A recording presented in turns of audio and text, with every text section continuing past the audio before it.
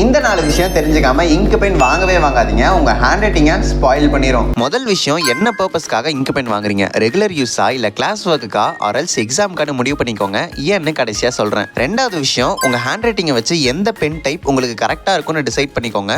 ஒல்லியா இல்ல cursive hand writing எழுதுறவங்களுக்கு ஃபவுண்டைன் பென் பெஸ்டா இருக்கும், இல்ல என்ன மாதிரி போல்டா எழுதுறவங்களுக்கு நார்மல் இங்க் பென் இல்ல ஹீரோ பென் கரெக்டா இருக்கும். மூணாவது விஷயம், பென்னோட கிரிப் கரெக்டா கம்ஃபர்டபுளா இருக்கான்னு செக் பண்ணிக்கோங்க. எந்த அளவுக்கு உங்க பென்னை ஹோல்ட் பண்ணும்போது கம்ஃபர்டபுளா இருக்கோ அதே அளவுக்கு உங்க கை வலிக்காது, கண்டினியூஸா நிறுத்தாம எழுதலாம், ஹேண்ட் ரைட்டிங்கும் நீட்டா இருக்கும். லாஸ்ட் அண்ட் மோஸ்ட் இம்பார்ட்டன்டான விஷயம் என்னன்னா, இங்க் பென் எடுத்துக்கிட்டாலே கண்டிப்பா லீக் அடிக்கிற ப்ராப்ளம் இருக்கும். எழுதும் போது இங்க் சீக்கிரம் காயாது, ஸ்மட்ஜ் ஆகும். கடைசியா சொல்றேன்னு சொல்லியிருந்தேன்ல, அது என்னன்னா ஒரு பெண்ணும் ஒரு கம்ஃபர்ட்னஸ் கொடுக்கும். அதுல பெஸ்டான சில பென்ஸ் பத்தி வீடியோ பண்ணியிருக்கேன், அது இந்த வீடியோ டைட்டிலுக்கு மேல தானே செக் பண்ணி பாருங்க. இந்த டிப்ஸை ஃபாலோ பண்ணி ஒரு நல்ல இங்க் பென் வாங்குங்க. யூஸ்ஃபுல்லா இருந்துச்சுன்னு நினைச்சீங்கன்னா நம்ம சேனலை சப்ஸ்கிரைப் பண்ணிக்கோங்க.